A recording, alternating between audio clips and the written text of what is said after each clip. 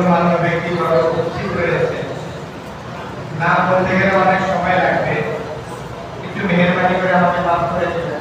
আমি নাম বলছি না, তবে আমি প্রত্যেককেই আমার অন্তঃস্থল থেকে মোবারকবাদ জানাচ্ছি এবং শুকরিয়া জানাচ্ছি।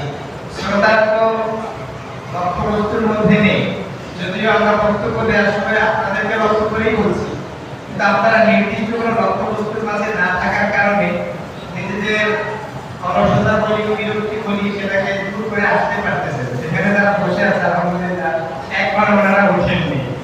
এত কষ্ট করে এই অনুষ্ঠানে বসে থাকার জন্য আমি বিশেষভাবে আমাদের জনপ্রতিনিধিদেরকে মুবারকবাদ জানাচ্ছি এবং শুকরিয়া জ্ঞাপন করছি। এর পাশাপাশি এখানে যারা উপস্থিত রয়েছেন আমার সামনে এবং আমার পিছনে এবং আমার পাশে, সকলেই আমাদের মাথার মুকুট। সামনের দিনগুলোতে আমাদের যে কোনো আমন্ত্রণে নিমন্ত্রণে সাড়া দিবেন এবং আমাদের যে কোনো কাজে আপনাদের সর্বাত্মক ব্যয় করে আপনারা আমাদেরকে সহযোগিতা করবেন, আমি আশা করি ইনশাআল্লাহ। আমি আমার বক্তব্য খুবই সময় খুবই কম, কিন্তু আমার বক্তব্যের জিম্মাদারিতে অনেকগুলো বিষয় রাখা ছিল। আমি এতগুলো বিষয় বলছি না, যেহেতু আমাদের এই সেতু বন্ধনটা যুবকদের এবং মুরব্বীদের, একা যুবকরা কোনো কাজ সমাধান করতে পারবে না, আমাদের একা মুরব্বীরাও কোনো কাজ আঞ্জাম দিতে পারবে না।